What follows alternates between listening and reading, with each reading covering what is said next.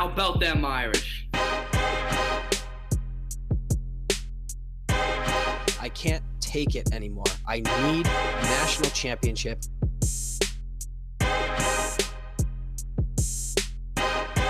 This is the Four Horsemen Podcast.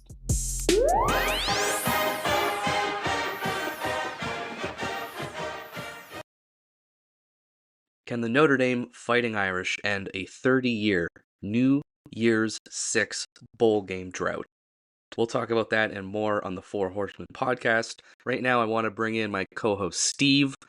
Steve, what did you think of perhaps the most deceptive 10-point victory in the history of college football between the Notre Dame Fighting Irish and the Indiana Hoosiers?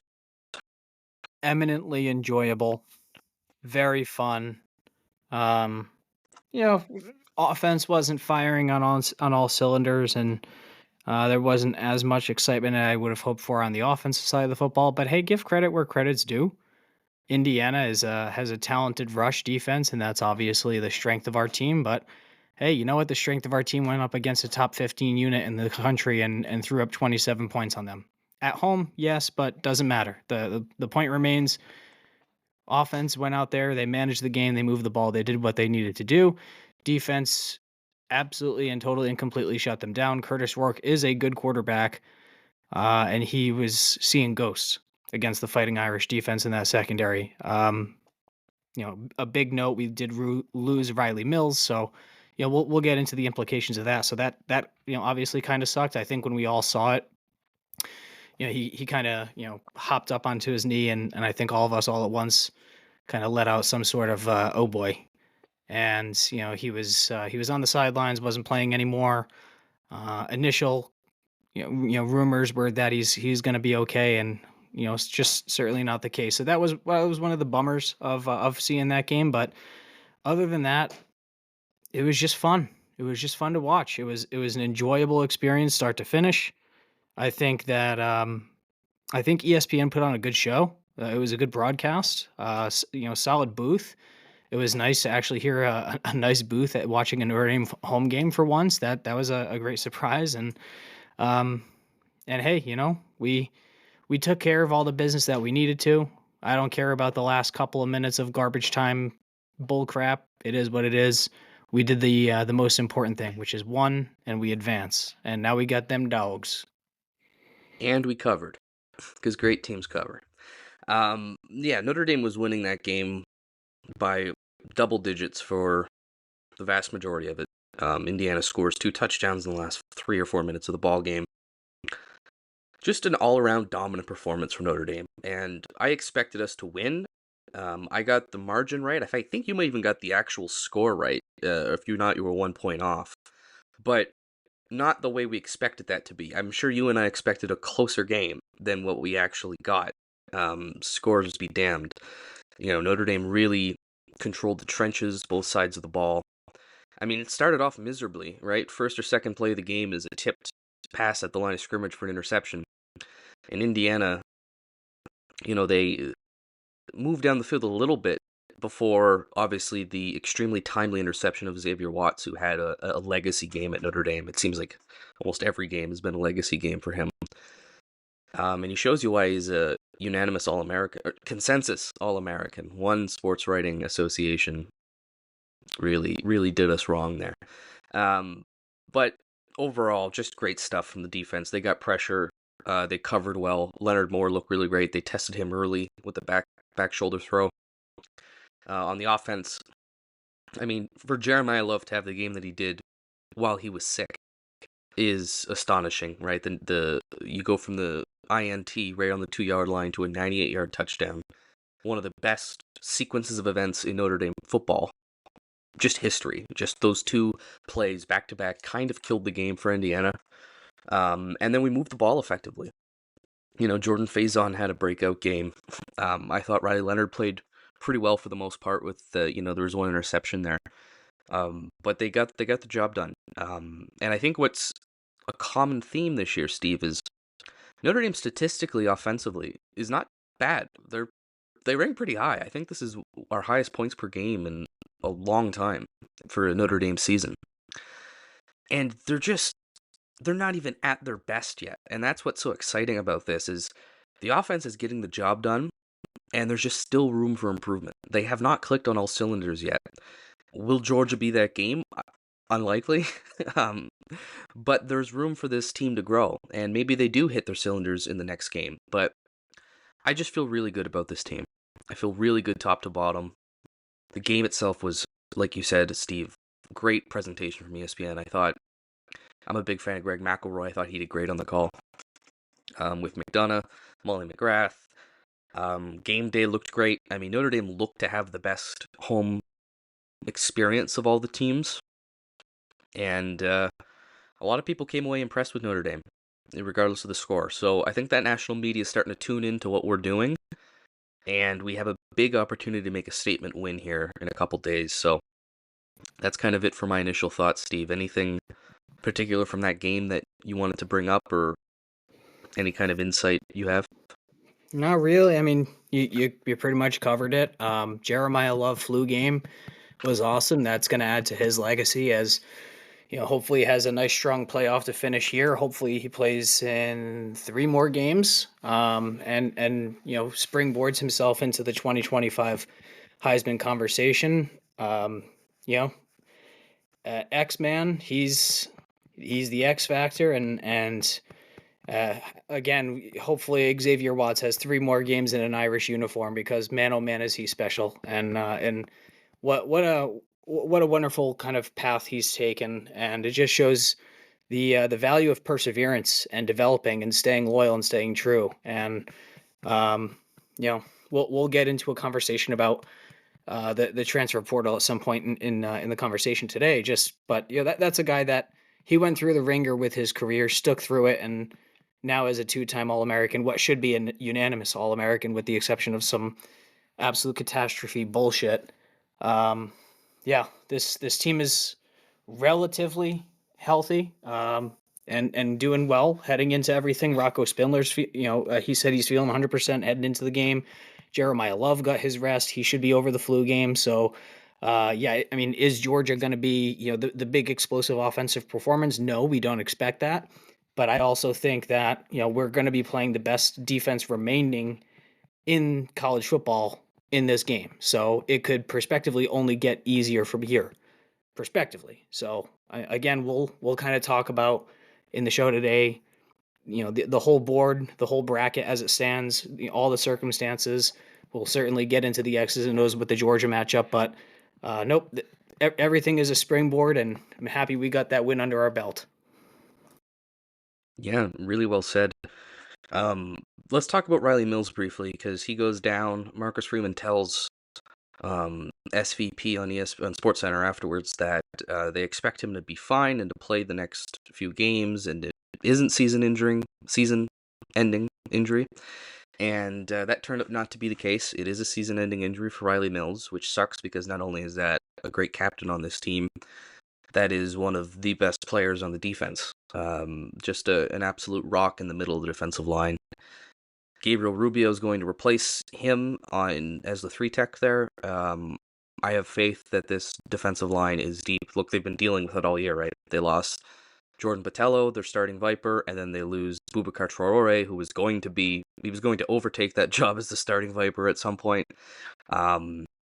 And they just rebound. And that's a credit to, I think, coaching, a credit to development, a credit to recruiting, and a credit to the coaches, right? Like, I think Al Golden's defense has been nothing short of fantastic this year. So that's a big loss, obviously, but, as we get into the Georgia game, they're missing a pretty key player as well on their end. So, injuries happen. That's going to be part of this playoff. And that's something we joke about, but there's a serious point to it when we say conference championship games are nothing but money grabs that put athletes at risk. And there is truth to that, because you saw injuries in the conference championship game of Georgia, Texas. And our playoff, the longer it is, the more injuries they're going to pop up. And this was just round 1. So the team that might be the healthiest at the end of the year might be the team that's victorious. So I like Notre Dame in the sense that we're battle tested with injuries. We're prepared. We've been dealing with them all year. This isn't new. But I am getting a little concerned with the thinness of the roster. So that would be my main concern coming out of Indiana. I thought Curt Cignetti coached a really poor game. I thought he was shockingly conservative. They didn't try too many different things. The punting on our own side of the field in the fourth quarter was embarrassing, I think. The amount of shit he talked did not back it up. So, big win for the Irish. A little disappointing from Indiana. But I think that just goes to show how dominant this Notre Dame team is. And we absolutely belong in this conversation. The betting line for this next game is almost a toss-up. And yeah, a lot of models, a lot of experts think Notre Dame can go all the way. So I don't know if we've been in this position. In previous years, even in playoff years, Steve, it's can the underdog kind of pull one off? And that's been no, because the gap between Notre Dame and Clemson and Notre Dame and Alabama in those years it was just too much. But there isn't a Clemson or an Alabama this year, right? You got a lot of teams at the top who are flawed, and I think there's no reason this team can't go all the way. So I'm super excited with that performance, and I can't wait to get to the Sugar Bowl. Exactly correct. Yeah, if ever there was a year for Notre Dame to kind of break on through, this is it, man. This Georgia, I think, is still the best roster in the country, so there's no need for us to overlook them. And in fact, let's just think of ourselves as the scrappy underdogs once more, because hey, that moniker fits us. So yeah, we are going to be playing, in my opinion, the best roster in the college football playoff in just 48 hours less than. But simultaneously, there's so much more parity. There's so much more closeness in terms of depth, roster makeup, and coaching staffs that we really are going to be in a position to compete. And yeah, I'm hopeful for it. And let's we're gonna close out with with the Georgia preview and get more into the X's and O's. So like I'm excited to get into it. I want to keep going down that path, but let's hold it. Let's table that for just a minute. Dylan, is there anything on the agenda today that you wanted to get to? I do, because we're talking about exciting things going on with Notre Dame. Well, four transfer additions have been added to this football team here at Notre Dame. Obviously, the first one was Devonta Smith. No, not that one. However, it is another Alabama Devonta Smith. He's a slot cornerback. Had a little bit of injury history that's kind of kept him off the field, but by all accounts, this is a really great pickup. We're talking to our friend on social media, Kenneth, Kickoff with Kenneth, shout out. He's an Alabama guy. I was asking him about, what do you think of this player? Did Notre Dame pick up a good one? And, very short and sweet. It was something along the lines of, I'm very upset about this. So that gives you a good indication of what kind of player we're getting there. Really excited about that one. For some reason, Steve, Notre Dame keeps going to the portal for a slot corner. I don't know if that's because they're more geared towards recruiting and developing outside corners, and they just think that slot corner is one of those useful positions you can just replenish in the portal. It's worked out so far, right? Thomas Harper, really, really good player for us. He had actually a pick the other day for the Raiders. You look at, of course, this year, Jordan Clark has been perhaps even better, should be drafted. Really big fan of Jordan Clark's game. He's way more willing to tackle than I think a lot of corners are. Really smart player. Love what he brings. And now we're going into the portal again for Devonta Smith. So I'm really excited about that one, Steve. And then there were two big wide receiver pickups. You have Malachi Fields from Virginia, who was a big body boundary receiver, Steve. This is a 6'4", 220 guy. Highly productive. I think he had about 800 yards this year, 5 touchdowns, if I recall off the top of my head.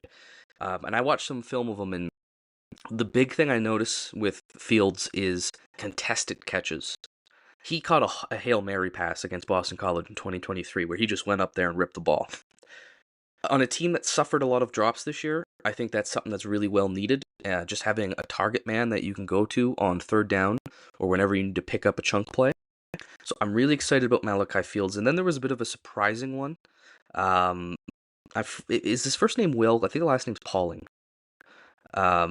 He's the wide receiver from Wisconsin, and this guy's more of a field/slot receiver. And it's interesting because we're good there with Greathouse and Faison, right? Those two guys can play both of those positions. So it was a little surprising that we went kind of for another combo wide receiver there. But this is a guy with production, multiple years of production, going all the way back to Cincinnati, where he was under our current wide receivers coach, Mike Brown. I believe he played for them at Cincinnati, and then he played for him at Wisconsin. And he's been a productive guy at Wisconsin. A few drops this last year, but that was a bit of an anomaly for him. Productive player on a team that's not really great at throwing the ball. So at the very least, there's depth, right? At the very least, that's a Chris Mitchell type ad where, well, with Chris Mitchell, we were kind of expecting maybe more of a star to break out. But what Chris Mitchell has actually given us, right, I think is kind of the floor for what we can get from Pauling, which is fine. That's a good depth receiver added to a great room, a developing room, and a very young room. But overall, those two additions I'm pretty happy with. You get a little bit of speed and shiftiness, and then you get, of course, the big body receiver out wide. So I think Notre Dame did a good job there, and then they wrapped it up. So far, they're not done, but they finished their week of moves with a tight end. I think it's Ty Washington from Arkansas. This is a player that has had a bit of issues at Arkansas. There were he was actually kicked off the team, I believe. I was watching a bit of an interview with him, and he talked about sort of things going on in his life and mental health problems and how that kind of all culminated in the situation that was there. But he's got great grades. Notre Dame felt good about his character, and now we're adding a depth option. I don't want to say, he's just going to come in and back up. He might be the starter. I don't know. This could be a very talented player. But I think it's just more insurance for Notre Dame with Mitchell Evans probably leaving, if not has to leave. I'm not quite sure of his eligibility, and then potentially a transfer in the room. So, I think that's a great move as well.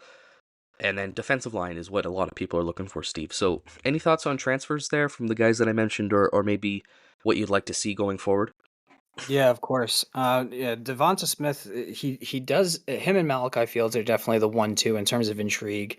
And yeah, Jordan Clark has done an outstanding job this year, and I think he's earned himself, some draft capital, understandably so. So, with Christian Gray and it can't even think of the guy on the other side, Leonard Moore on on the outside with Devonta Smith, the second one, the corner, in the slot. I mean, that's once again another year of just lockdown corners at Notre Dame, right? And that's just a growing secondary that's just going to be able to absolutely shut teams down. So, it's an exciting thing, and yeah, man. It's good once again. It feels good to have a secondary for once in the land of Notre Dame that's gonna actually be a difference maker that can win us games. Like there's a reason why I think we can win against Georgia, and it's because of our secondary. Just to kind of foreshadow just a bit. So that addition is great. Malachi Fields, yeah, back to back 800 plus yard seasons in 22 and 23, or sorry, 23 and 24, however it worked out. But he's a guy that can go high point the ball. He can go 50-50 and bring those down. So he's everything that, I think JT was supposed to be for the Notre Dame Fighting Irish, but, Jaden Thomas, his career just didn't end up progressing the way that we would have liked to. He did have the touchdown catch in the playoff game. I love JT. He's actually one of my favorite players on the roster. It's just, I don't think his career really shook out just because of Injuries unfortunately and injuries, and then also kind of especially early on with Buckner, Pine, and all that sort of stuff. Just inconsistency from the quarterback position. So it is what it is. But yeah, Malachi Fields, if a big body, he can go get it. So that's exciting. As for the other guys, I see them more as depth plays. Maybe I'm wrong, especially at the wide receiver position. That guy Will, you said what's his last name? Running or something? Pauling. That's what I said. Yeah. um, yeah, I mean, whatever. Go to camp and battle it out with Faison and Greathouse. I love both Faison and Greathouse. I would, seeing them both on the field as starters with Malachi Fields next year would be absolutely thrilling. Along with, we have Cam Williams. Remember, he is a 5-star wide receiver as a true freshman that's in the room. So there's plenty of talent, and everyone's going to battle it out in camp, and we'll see what ends up happening with those other positions. But I would expect Fields to come in and basically be the starter. He's earned that repertoire. As for everyone else, they're going to have to fight for it. But I am feeling confident with it.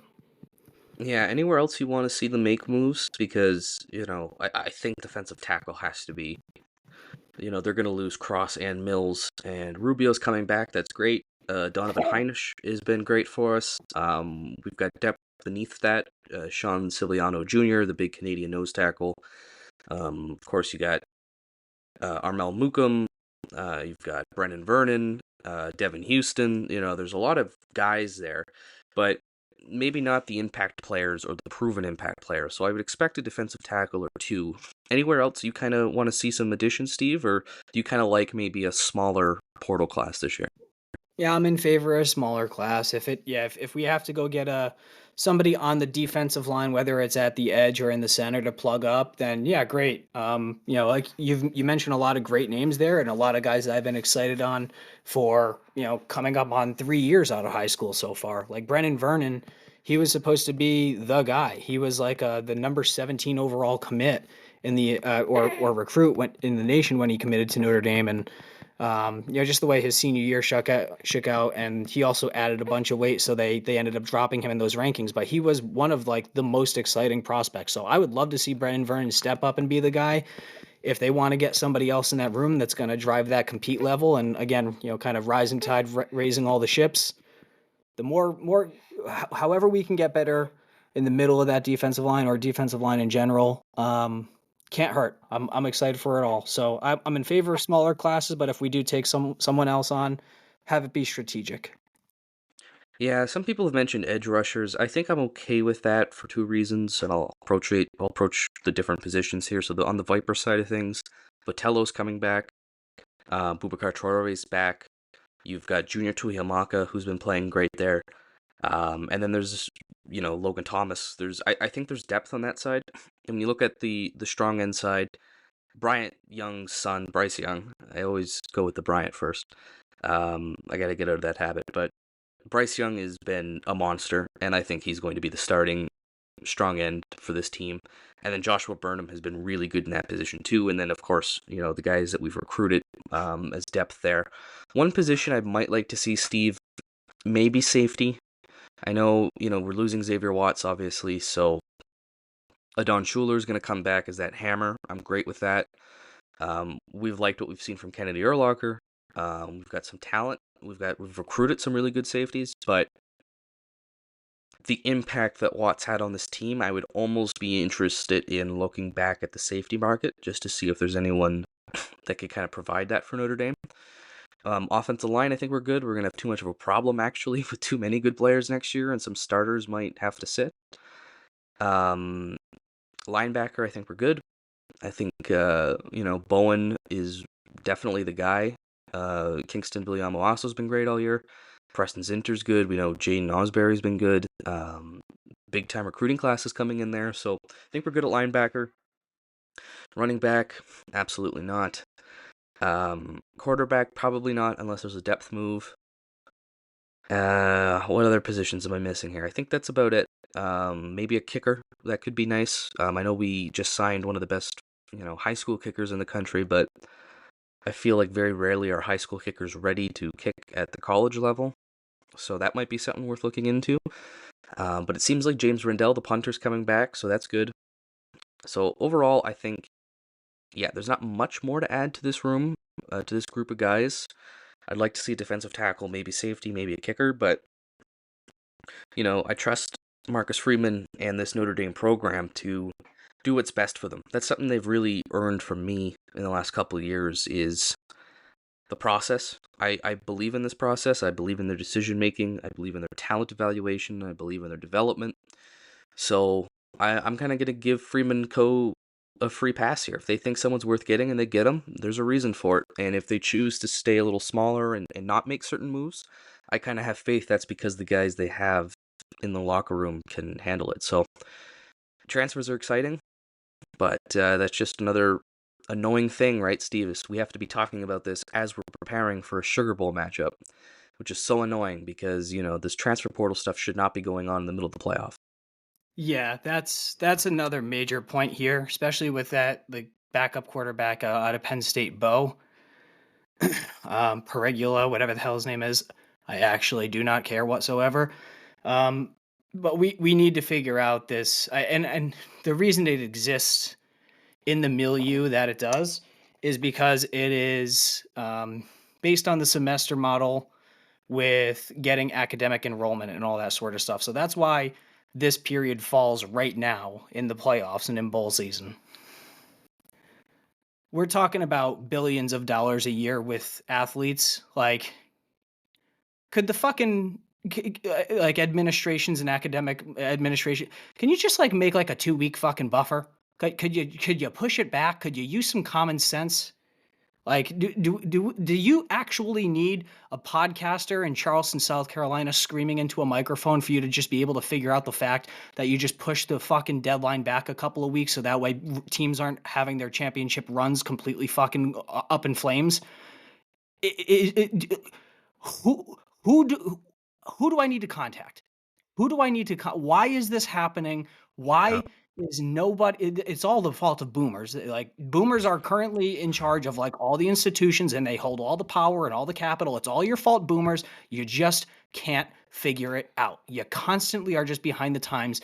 Transfer season, transfer portal. Okay, good idea in general. I don't like when it's abused, but in general, like I would like kids to be able to have flexibility in case they didn't make the right decision the first time. Okay, cool. We're on board with that.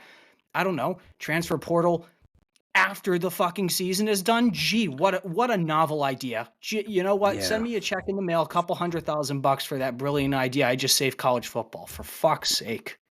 Well, that's what I was gonna say to your rant there is I think the answer is just not having a transfer portal in December and instead making it in the spring. Plus, it allows these guys to figure out if they still have a spot. Some people are making snap decisions in December on whether or not they have a spot on this team or if they could go elsewhere or what. So I think make that portal open in the spring, let people kind of digest the season, see what's up. Plus, it allows for more tampering, and not that I'm pro tampering, but from the player's perspective, you're not making a quick decision whether or not you got an offer or whether or not you have a spot. You can kind of let it play out a bit and, field some calls and stuff. So I just prefer it that way, and it's better for the teams to not have to deal with this in bowl season and particularly in the playoff season. So I'm glad we're on the same page there. I think every college football fan really is. But that's it from the portal. Notre Dame said no guys enter. It's a miracle, I think. And the guys who've entered previously, Gobera, Ford, and Mickey. I believe 2 of them are at Cal, if not all 3 of them. So All of them are they're at fine. Cal, yeah. Yeah, they're all finding home. So I'm really happy about that. Cal takes a lot of Notre Dame players, which I really love to see. So yeah, that's it for me there on the transfer portal. Steve, any final thoughts? Yeah, just the final thought is exactly like, yeah, if they close it down, basically Thanksgiving to February 1st, like that's it. You're don't make any decisions during that time. Just focus on closing out the year. Because another thing is, your NFL play, regular season still has to end, which doesn't end until January. And once the NFL season ends, then you have all the firings there. You're going to have a bunch of hirings and firings with head coaches and everything. It's like, why as a player would you want to transfer and commit to a team now, on December 15th, as an example, when by January 15th, you might have a completely different head coach. And then 20 of those guys that you're supposed to be playing with are all of a sudden in the portal as well. It's like, it is just the most short-sighted, stupid thing I've ever seen in my life, and the fact that it can't be fixed in a matter of like a 45-minute meeting, you just get like all the powerful and smart minds in a room with like, I don't know, a 30 pack of beer and just be like, "Hey boys, let's just talk it out and I don't know, have a fucking normal one." Nope. NCAA just can't figure that out. So we continue to have to deal with this bullshit. But much to your closing point, no Notre Dame guys out, with the exception of the guys previously. But yeah, it shows that we are a healthy program, which is Yeah, all is great that news. not remarkable? Isn't that It's a great insane. testament to the program and culture Marcus Freeman has built, where guys are not entering the portal? I just these guys are so bought in. and Steve Freeman still Angeli bought has in. every reason in the world to be entering the portal right now if he wanted to, and I'd love to have Angeli back to compete for a position next year. But yeah, he has every reason, but he's still here. That says a lot. It says a lot about this team, and as Notre Dame fans, we've always liked to boast, maybe a bit annoyingly, about how we do things better at Notre Dame. We take the harder road, right? We make kids go to class. You have to have, plus on top of that, you have to be really smart to get into Notre Dame. Well, this is kind of, I think, a testament to that. It's Marcus Freeman embracing what this place is and saying, listen, we're going to tough it out here, and getting those guys to buy into it. I find that so encouraging, and I'm just really glad we signed him. The extension, everything, he's bought in, I'm bought in, the players are bought in, recruits love him. And the more, and let me tell you, Steve, if we win this game against Georgia, the recruiting cycle is going to look very different. And it's been good anyway, right? We've been, I don't really care what the official rankings say, because rankings are flawed and stuff, but you've got basically a top 10 class every year Freeman's been there. Some years better, some years a little outside, whatever it is. We're going to start talking about top 5, top 3, if this team wins championships and wins bowl games like this. So I'm excited about that, Steve. Do you want to move on to perhaps what happened in the other college football playoff games and what we're in store for this coming week? Absolutely, yes, sir. So, just to recap what had previously happened, you know, oh, sorry, pulling up the ESPN app. It's the app with all the sports on it. Everyone say hi to my daughter, by the way. Say hi. No? All right. Good. All right. Well, I'll just run through the games, the scores, and my quick thoughts. I'll turn over to you, and then I'll give this baby another bottle here. But the Penn State 38, SMU 10. Initial thoughts on that, and first thought to before everything. I'm not ever going to complain about more football. More football is good football. It was fun, and Notre Dame ended the weekend with a playoff win, something that we've never done before in history. So I'm not complaining about the first weekend at all. 38-10 Penn State over SMU. SMU competed in that game, and this was so much closer of a game, especially if I think if SMU just has a bit more of a mature quarterback. Um, Kevin Jennings, famously throws 2 pick sixes when they were down. I think actually they were either down 7-0 or they were up 7-0 when he had thrown 2 pick sixes, and then he threw another interception as they were driving into the red zone.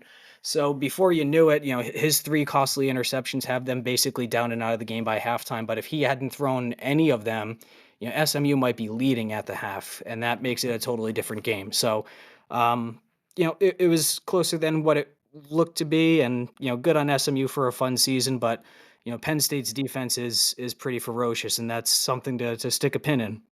I did pick Clemson over Texas. Clemson was a bit frisky, but ultimately Texas just had they had the better roster, and that showed over the course of 4 quarters. So, but hey, you know what? That's a 14-point playoff game. Who the hell is going to complain about that? If you do, you're a psychopath. Ohio State destroying Tennessee was interesting because this was the first hypothetical matchup that an SEC team lost ever, right? So they previously, up until this point, every SEC team was 162,000 wins and 0 losses in every hypothetical matchup. But as it turns out, you're not going to win all the games just because you have like 2 really good teams over the past decade, and then the rest of your conference is mid as fuck. And then, of course, there was Notre Dame kicking the shit out of Indiana, which was magnificent. So, it was a fun week. I enjoyed it a hell of a lot. And again, more football is good football. Let's give Steve a round of applause for that amazing quick fire with a baby on him analysis there. I think SMU is their own worst enemy, but I wouldn't downplay how great Penn State looked. Give them credit there. I thought Penn State has been looking not so great towards the end of the season, but they really did business there. Ohio State just clobbered Tennessee. Just wow. They came back with a vengeance after that Michigan loss. I didn't expect that. We both took Ohio State to win, but I think you took Ohio State to cover, but I don't think you imagined like a 35-point win. So, um, yeah, that's a real testament, I think, to Ohio State there. They rallied behind their guys. Tennessee showed up. There was about 40% Tennessee fans at that game, but Buckeyes held strong. That's going to be an interesting matchup next week. And then, of course, Clemson, Texas. Clemson, I don't know what either of these teams are, Steve. This is what fucking annoys me with this game. Like, Clemson they lose to Louisville, but then they beat a lot of, they beat SMU. They lose to South Carolina, and then you're thinking, okay, there's no way this team is really going to compete with Texas, and they did. They were down, but they made efforts. They made that game close. There was a chance to make it, I think, a one-score game. But Texas at home and superior talent carried through. But this is what's frustrating, Steve. I don't know what Texas is, because Texas has played two really good teams this year, I would say. The Texas A&M game that they won by about a similar margin to Notre Dame, although Texas A&M just lost to USC, so how good are they? And then Georgia, and they lost both of those games. So I was kind of expecting Texas to take care of Clemson, but they didn't. But I also don't know how good Clemson is. It's just a weird schizophrenic matchup, and I don't know how much we learned from that, but I think Texas, for all their strengths, right? Great run defense. They got the passing attack. The balance of offense and defense is great there in Austin. But I think they're vulnerable. I think they're a team that can get beat, and I don't know why. Like, I look at their roster, I'm like, you guys should probably be one of the favorites to win this thing, and I can't trust you to beat Arizona State this week. So, I'm just not sure what to expect there. But really, like you said, Steve, a great week of football. I'm not having any of this. These teams didn't belong. Screw you. Indiana went 11-1. They belonged. Just because they didn't end up putting up a great fight against Notre Dame doesn't mean that their resume wasn't deserving to get in. They deserve to get in over Alabama. I'm sorry. And also, if you think Alabama wouldn't have come here and gotten the shit kicked out of them too, I don't know what to tell you. Notre Dame is just that good this year. Same thing with SMU. There were 2 losses. It's a little, there's a little more of an argument there. But still, this is a team that got to the conference championships, and the committees decided that conference championship losers don't really have to pay a price for that. So they got into the playoff. And then Clemson got in via an automatic conference championship. So I'm not complaining about the teams involved. The fact of the matter is there isn't 12 teams that are good enough to compete for the national championship. There never was. And this was always going to happen. So don't look back and be like, well, we should have had Ole Miss in there or Alabama in there. It's like, no. We take what we can with the resumes we were given. That was it. Unless something changes in the criteria where SEC wins are worth double all of a sudden, I'm not here for that argument. So, great week of college football, and we're into another good one. So, Steve, do you want to walk us through this week's matchups in the college football playoff, the quarterfinals? Yeah, chef. So, starting on New Year's Eve, it's on Tuesday night, which is tomorrow, or today as you're listening to this. It's going to be 7:30 p.m. on ESPN. Penn State is favored by 11 points against Boise State. Okay, which bowl is that? That is the Fiesta Bowl. Okay. Boise State in the Fiesta Bowl. Oh, Steve, Penn State's going to win this ball game. But it's not going to be as easy as the SMU game. I think Boise's going to give them more of a tough time. But here's the thing. I haven't watched a lot of Boise football. I think you're more onto them than I am. But from what I understand, this is kind of a one-dimensional team. They've got a surreal running back that does everything. I think when you're a defense as talented as Penn State, you can take away that thing. They're going to make Janty's life pretty hard. I think that line, Abdul Qadir, is going to get pressure on the quarterback. And I don't know if they're going to be able to move the ball effectively to get the pressure out of the box to allow the Heisman runner-up to win. I'm going to take Penn State. And you know what? I'll take them to cover. I don't think it'll be as big of a blowout, but man, those fucking Nittany Lions got lucky with their path. It's such bullshit. Yes, they did. She doesn't like Penn State either. Yeah, no, and for good reason. as a youth.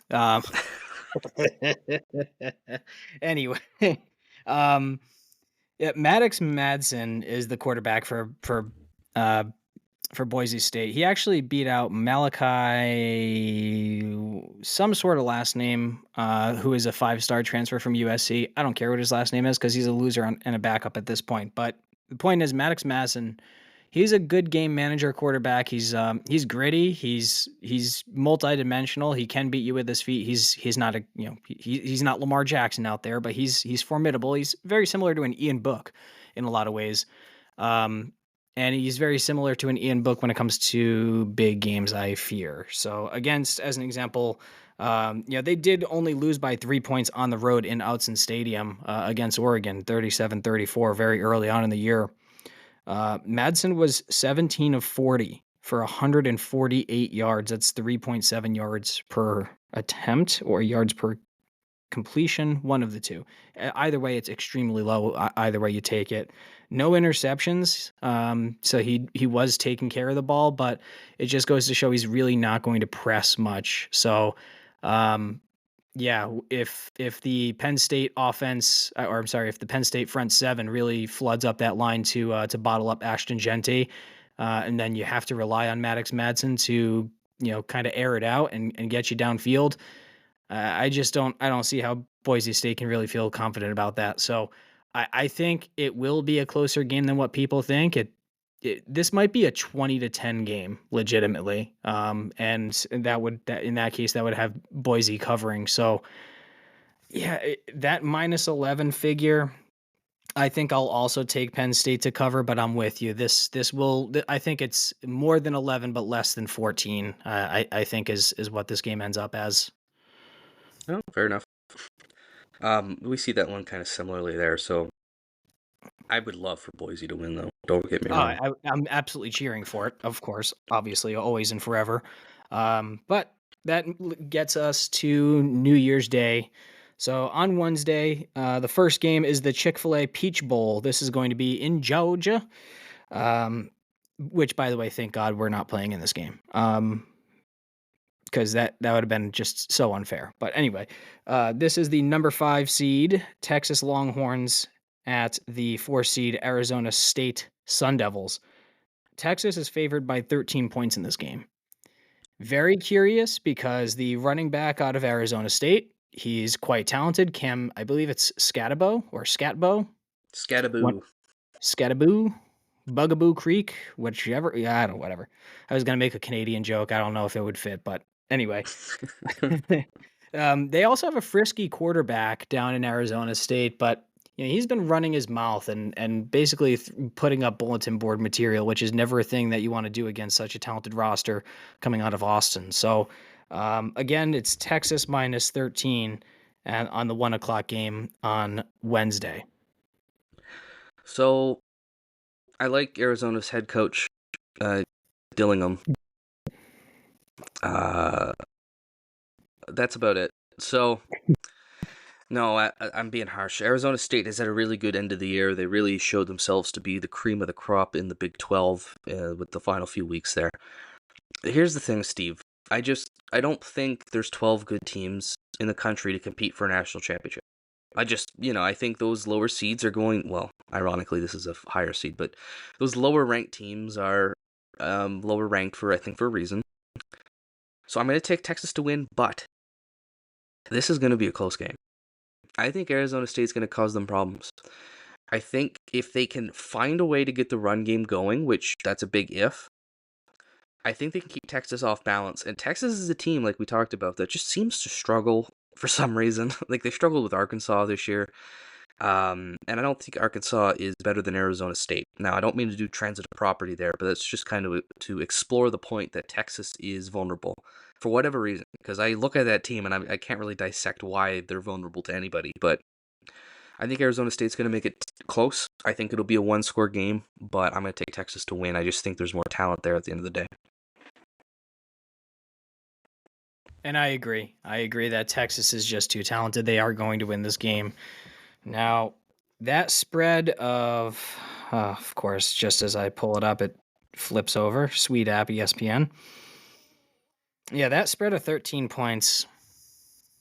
I just don't know. I really could I could see this being a 35-21 game, right? And again, that's 14 points in Texas's favor. So, um on the flip side, I could also see Texas struggling to score in this game, keeping everything a little bit lower. So, yeah, you know what? I'm gonna take Texas to win. I agree with you. They're just too talented, and I think they're better built for the big stage. Um, but yeah, I will take the Sun Devils to cover that 13-point spread. Sounds good. Now we got the granddaddy of them all. The granddaddy of them all, the Prudential. So, is there a new fucking sponsor every year with the Rose Bowl? The Prudential Rose Bowl is at 5 p.m. Eastern Standard Time, and that's going to be the number one seed Oregon Ducks hosting Oregon State. This is going to be a good one. Um, yeah, let's see. It does have currently Ohio State. Did I say Oregon State? I meant to say Ohio State. I'm an idiot. So yeah, Ohio State is favored by 2.5 points in this game. Oh man, I've really flipped back and forth on this one. Um, I picked, as you did as well, Oregon to beat Ohio State this season when they played at Autzen. I had been preparing myself for the rest of the year to pick Ohio State in the rematch at the Big Ten Championship game. However, Steve, I don't know if you're aware of this, but Ohio State lost to 6-6 Michigan at home, and that changed everything because we did not get a rematch in the Big Ten Championship game.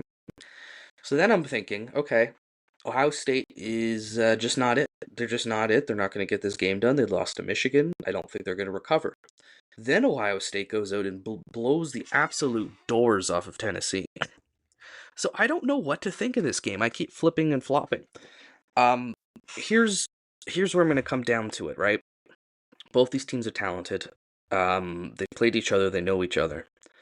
I like to, in a big game, when it's very equal, who's got the better quarterback and who's got the better head coach. The better quarterback, in my opinion, is Dylan Gabriel and not Will Howard. And I think the better coach is significantly Dan Lanning. I think he's much better than Ryan Day. But credit to Ryan Day for getting Ohio State ready for their game against Tennessee. I just think that is enough for me to lean just a little bit for the Ducks. So I'm going to give Oregon and the points. But man, it should be a classic. Mm-hmm. Yeah. Yeah, this is such a coin flip, man. And I exactly to your point, Ryan Day, he's a good coach against not Michigan teams. And this is the $20 million roster, and they are, hot as a pistol at the moment. But there's just something about Ryan Day that he just seems a little slimy, and it's really hard to get behind him and cheer for him or root for him in any capacity. Now on the flip side, Dan Lanning and company, they got a hell of a roster. I think the Ohio State roster is slightly better, but Oregon does have the better quarterback. But I just don't know, man. It's again, I think I'm okay. So she says Ohio State. I think I'm gonna agree with her. So, and just because the margin is so tight, I'm just gonna take them to cover. Unless this game goes to overtime and then it's you can only win by 2. That would be some bullshit. Um, but and which is very feasible. This game could go to overtime. So it's probably going to be a one-score game. I think it's decided by a touchdown or less. So, but I'm inclined to go with Ohio State here just because I think they just got some more talent on the roster. Kind of top to bottom. So maybe I'm wrong. Hopefully I am. I would rather see Oregon win, but also looking at Oregon's body of work the last 30 years, they are all bark, no bite. Fair enough. Steve, if you're right, we will be tied in our prediction game because as of last week, I've taken the lead. I went a perfect 4-0. You went 2-2, and I was down 1. So now I'm up 1 on you. But if you win that Ohio State-Oregon prediction, we will be tied going into the semifinals, which super exciting for us on our perspective. However, against the spread, Steve, I can't imagine anyone's going to catch you. So, tip of the cap for what a great season you've had doing that. But that brings us to our last game, the best game. I think it's the most intriguing game because you have two teams with similar strengths and similar weaknesses. Um, let's just get right into it. This is the Sugar Bowl. This is the 7th seed Notre Dame Fighting Irish and the 2 seed Georgia Bulldogs. Notre Dame is 0-3 all-time against Georgia. However, all 3 games arguably could have gone either way. Georgia wins the 1980-81 Sugar Bowl over Notre Dame to claim their first ever national championship. It's a game Notre Dame led until the end. 2017 is the one I think we should have won. Notre Dame, Georgia, great game at Notre Dame Stadium. It was a 4-8 team coming back. Nobody thought they would be anything, so the stadium was red. Despite that, Notre Dame really had a chance to win that game, especially at the end. Georgia took the lead late. Notre Dame had a chance to respond and didn't. Georgia went on to lose the national championship game in overtime to Alabama that year. And then in 2019, we go down to Athens and surprise them again. And it was a game we led for a lot of it. And we had a chance, again, to win the game on a final drive, and it didn't happen. So credit to Georgia. They're 3-0 against the Irish. But this is different. This is a different Notre Dame team. This Notre Dame team is a lot better than those Brian Kelly Notre Dame teams. And I don't know if this Georgia team is as good as those Georgia teams. But, that's not enough of an analysis. We'll get into it here. Steve, defensively, Georgia is a bit suspect in the secondary for their standards, but Notre Dame's weakness, if you were to say one offensively, would be passing the ball. Defensively, Georgia is got a really stout run defense. However, they struggle with running quarterbacks. On the flip side of things, Georgia, pretty good passing attack. Notre Dame's pretty good defending the pass. Georgia doesn't have dynamic receivers, so that's an advantage for Notre Dame. However, Georgia's very physical, great offensive line, can move the ball. This is going to be a good game. Carson Beck, their starting quarterback, is out. However, the backup, Tyler Stockton, came in down against Texas in the conference championship game, and they won the game with him. So I don't know if that's quite a negative. I mean, Notre Dame's going to have time to prepare for him. He's more of a running quarterback. They're not going to change their offense overnight just to make him run. He can run their regular offense, but he has that ability to escape and get out. So that's going to be a really big one, is how do each defense stop the running quarterback, and who can win the line of scrimmage. And I think both teams believe they're going to win the line of scrimmage, and I think they're both right, and I'll explain what I mean by that in a bit. Steve, your initial thoughts on this game? Mm-hmm. Yeah, no. Gunnar Stockton was a really solid high 4-star recruit coming out of high school. So we're gonna be Gunnar Stockton respecters in this game. We're not gonna overlook him just because Carson Beck is out with his UCL and his season ender. So just assume that it's I mean, this is Georgia. This is cream of the crop, top 5 team in college football over the past decade, and their roster is going to have significantly less drop off from starter to backup as compared to other teams. This quarterback would probably be a starter on 90% of teams throughout the country. So to give respect where respect is due. Yet again, I don't think that maybe against Texas it's comparable, but but the Notre Dame secondary certainly is going to be probably the best that they would play all year. And, from my understanding, the interior of the offensive line for the Dogs is phenomenal, but their tackles are comparatively to what they're used to, less than less than the top tier talent they usually expect. So if we can get home around the edge, that'd be great. I think it's going to take a lot of run blitzing up the middle in order to solidify that defensive line, trying to plug the middle of the field so that way we can have Xavier Watts crash down, or Jaden Osbury or one of our linebackers, kind of crash down on the outside if they try to push it outside. So it's going to be a great game of cat and mouse, kind of going back and forth. Kirby is an excellent coach, so you can expect that he's going to throw everything at Notre Dame. So there's a lot of curious matchups. I think that their wide receivers are probably going to be really, really talented. It's just a matter of, are they going to have enough time? Now, I am scared of a dink and dunk type of offense. Quite frankly, if if they're not going to try to air it out, if they're not confident that Stockton's going to be able to hold on to a play action pass for 3.5 seconds in the pocket, letting guys get downfield, I don't think that he's going to have that time. But RPOs, quick pops, that could be something that's concerning, because I don't think we're going to get to the quarterback that quickly. And when you leave your guys one-on-one because you're stacking the line of scrimmage to stop that run, that could be an area where Notre Dame, they give up some yards, some plays, some drives, and some points. So, but on the flip side of it, Haynes King from Georgia Tech, he had himself at one hell of a day, and for all intents and purposes, if there was remote competent coach down in Georgia Tech, they probably win that game against Georgia, and Georgia's not even in the playoff to begin with. Or now they still would have won the SEC championship. Regardless, point being that they are susceptible against running quarterbacks. Riley Leonard has the opportunity to really make them pay, and I would love to see the RPO game in Notre Dame's favor.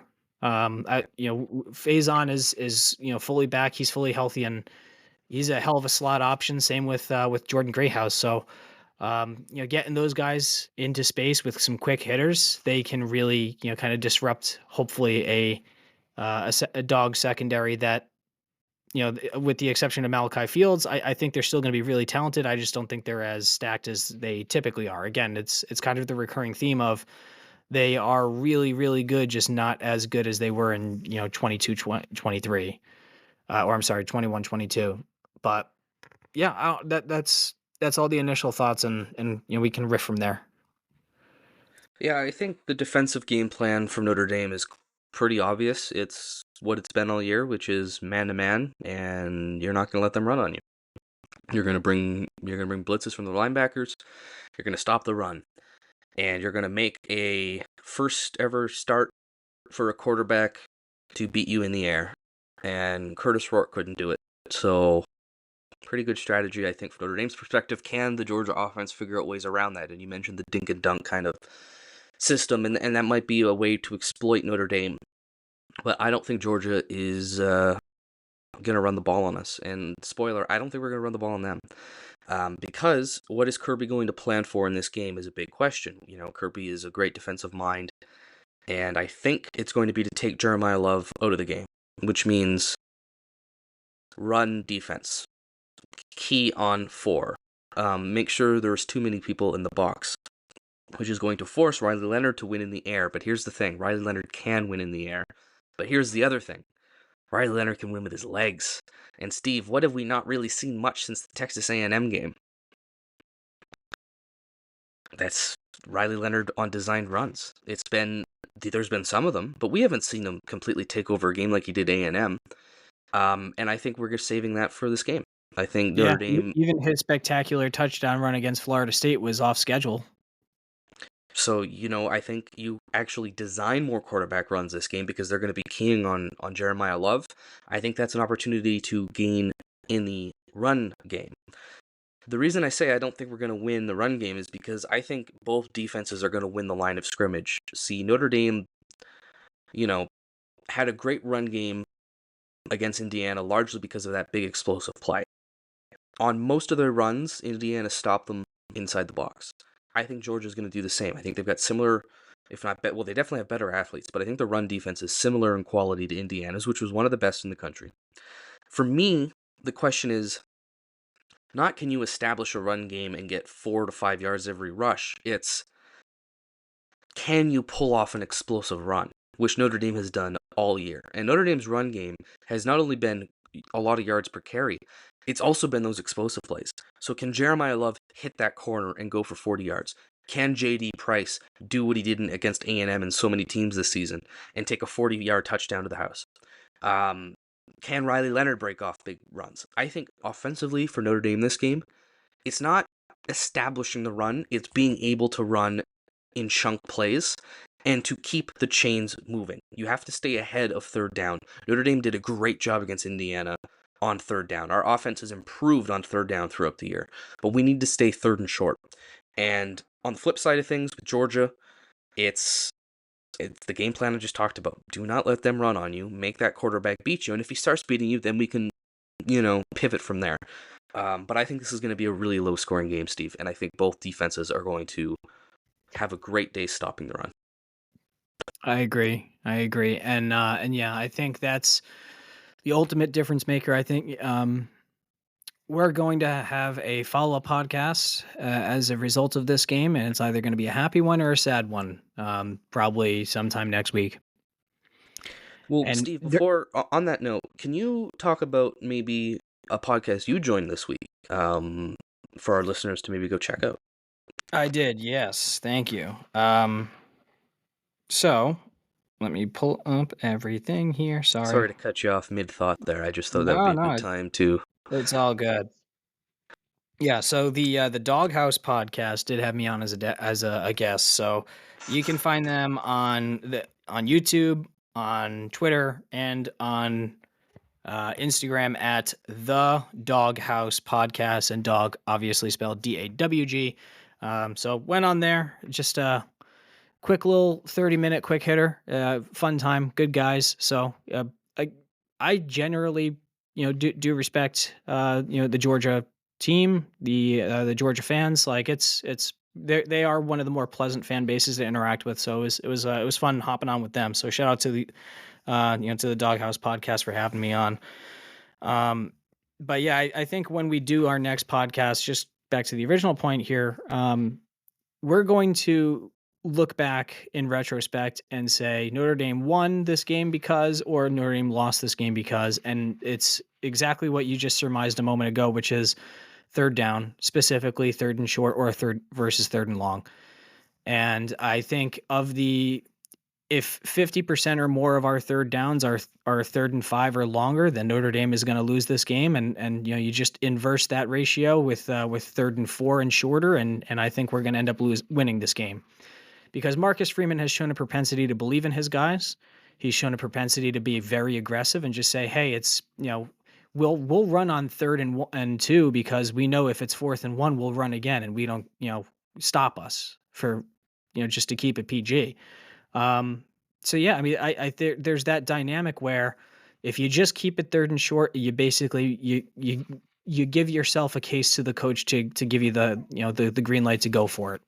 And more fourth down, going for it on fourth and short, you're probably going to get that more often than not, or at least at a 50% clip. And those type of drives score points.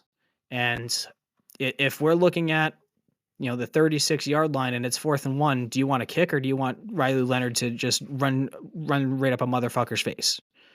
Yeah. Right. So yeah, give Riley the ball, let him cook, or whether it's JD or J Love or any of the J's, just keep yourself third and short, because then you're going to open up, fourth down, go for it type of options. And that's going to ultimately be the differentiator in this game, I believe.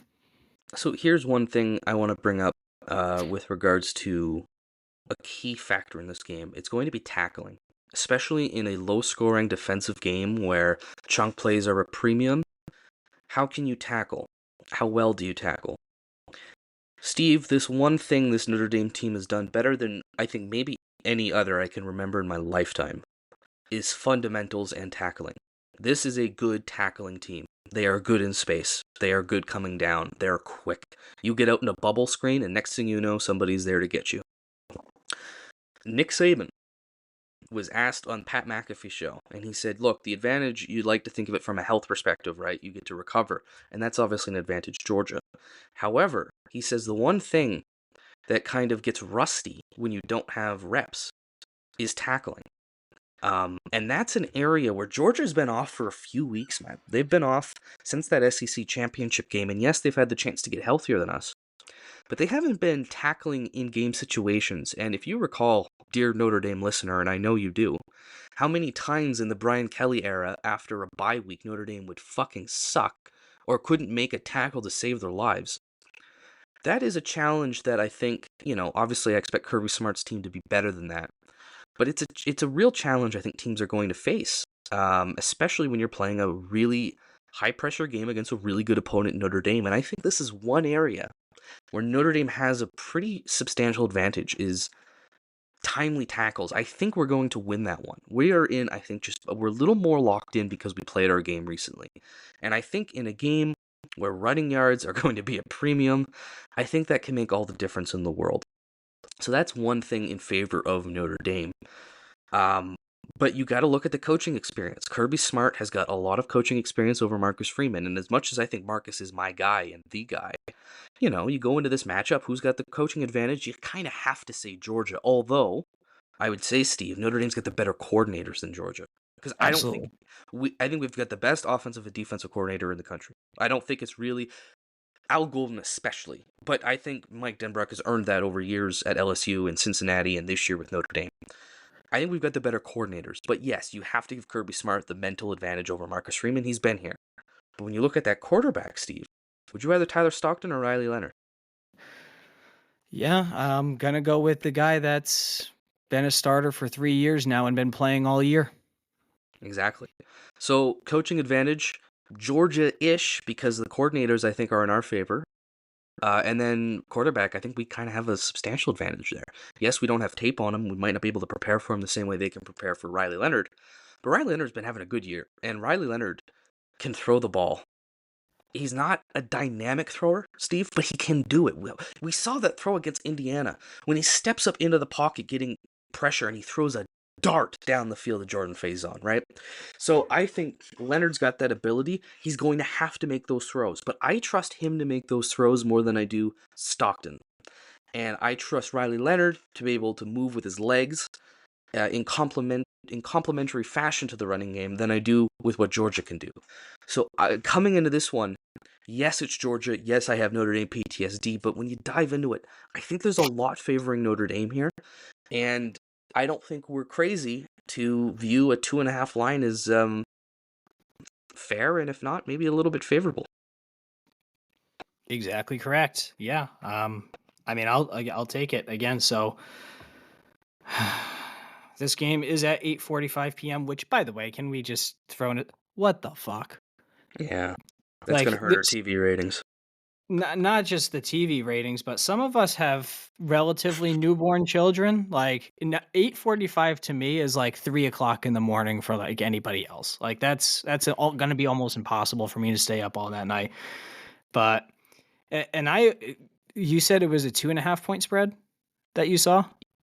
Sorry, what you tell me what the spread is? That's what it opened at. That's what it opened at, and that was my point. Is that it's actually knocked down to UGA 1 point. So it's basically a pick 'em. So money is moving in Notre Dame's favor. People are starting to believe in us. The pundits, and like the Pat McAfees of the world, and the other, Josh Payton, everyone, they still shit on Notre Dame, and then simultaneously they compliment us. But so there is some form of belief that's getting out there in the ether. A lot of people are starting to pick ND to win this game, which is scaring me. Exactly to your point, there's a lot of PTSD to overcome. With these big scenarios, I already have had friends texting me saying, "Steve, you better not leave this fucking group chat if they lose because we're gonna torture you." And it's like, okay, very cool. That's a very healthy friendship we have going on. Thank you guys, appreciate you. But but yeah, the fact that it's basically a toss-up game in and of itself shows that Notre Dame belongs. Then they're going to compete. So I think it's going to be low scoring. And I think this is one of the most important games in our history, Steve. And this is why we've talked about, that program defining win to get over that hump of big game losses, right? Mhm. And Texas A&M at the start of the year kind of represented that. But in hindsight, right, they not a playoff team, right? Indiana at home, we talked about that as being one of the biggest games at Notre Dame Stadium, and we got the job done. But we all know there is a pretty big gap between Notre Dame and Indiana. Indiana deserved to be there, but we should have won that game by at least that margin, okay? This is, I think, without question, you cannot argue that this is a de facto program-defining game that would end a 30-year New Year's Six bowl drought against a team that many expected to win the national championship this year. And yes, they were without their quarterback, but they are still more talented in terms of recruitment and what they've brought in than Notre Dame, and they've got a quarterback that beat Texas from behind. This is the game, I think, for Notre Dame and Marcus Freeman to put a stamp on. This is very much, and I hate to make these comparisons with this fucking Michigan team, but this Ugh. is the Alabama for that Michigan team last year. You had to prove that you could do it against a big dog. And granted, that was the worst Alabama team in a while, but still. Similar situation to Georgia this year. They got 2-loss Georgia. They're vulnerable, right? We can win this game. We absolutely can win this game. But the question is, as always, will we win this game? Steve, what are your thoughts on that? Exactly, you're exactly correct. Yeah, and it's and to go into this year 0-2 lifetime in college football playoff appearances against, by the yet again to reiterate, two generationally good teams in 2020 Bama and 18 Clemson. You know, we got the monkey off the back with the playoff win. We have that on the resume, which we can recruit for. But something that you'd mentioned earlier in the podcast, and it rings so true. If you think that Notre Dame has talent on their roster now because of all the recruiting that we've had under Marcus Freeman the last 3 years, 4 years, people are not ready to see a Notre Dame with top 5 recruiting classes, which will absolutely be coming our way if we're able to win this game. Because if we win this game, that means we're going to put ourselves in a really good position to win the next one, and that means we're competing for a national championship. And let's face it, the two teams that we're going to play in the national championship would be, Oregon or Ohio State. And of course, I think that there's a good chance that we lose any of those games. I also think that both of those games are winnable. Like, the national championship is winnable.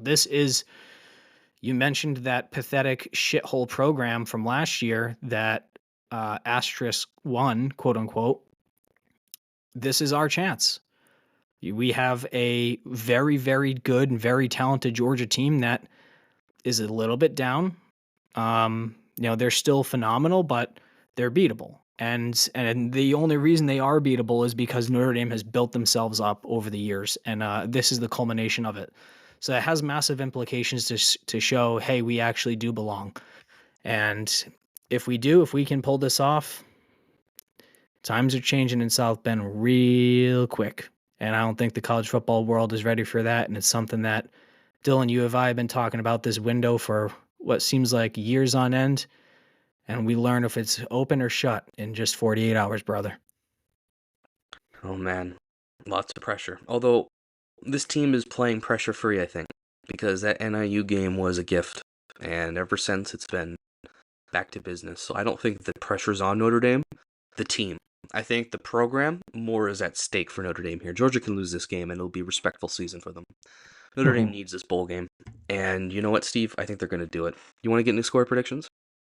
I have my number written down. I gave a different score on the Dog House podcast, so I'm gonna give a different score from that one to this one. I've had some time to ruminate and think about it. So, Dylan, the Notre Dame Fighting Irish are going to play in this game, and they're going to win it because, of course, I'm picking them to win it by a final score of 20-17. I love it. 20-17. Steve, I've got this 17-10. I think this is going to be a good old-fashioned ugly football game. And I think Notre Dame is going to pull through at the end. I think they might wear Georgia down in the fourth quarter. I think they're going to I think it's going to be a really close game. But I think it's going to break free late for Notre Dame. And I like the Irish. I really do. What score did you have on the other podcast, by the way? I'm curious what your original... 23-17. Okay. I'm just not confident in us kicking 2 field goals. That's fair.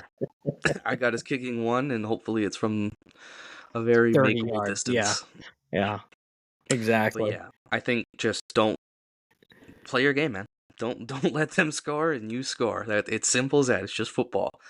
But we can get it done. I don't expect a dominant performance from anybody. I think it's going to be very ugly.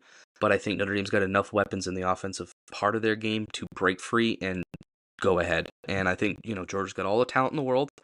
But this Notre Dame defense has not let us down this year except for one game.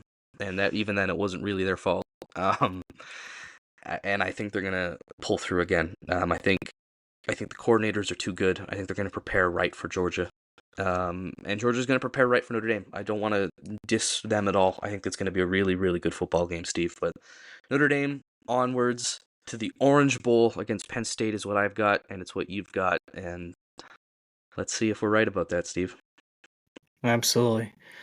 And for hopefully not the last time, but the third to last time this season, go Irish. Absolutely. And make sure to give us a nice 5-star review. Give us a follow on our social medias at Horseman Pod, Twitter, Instagram, Blue Sky, podcast links everywhere on Linktree. We love interacting with you guys. And hopefully, we have at least one more game preview to give you guys. So, that said, go Irish, beat the Bulldogs.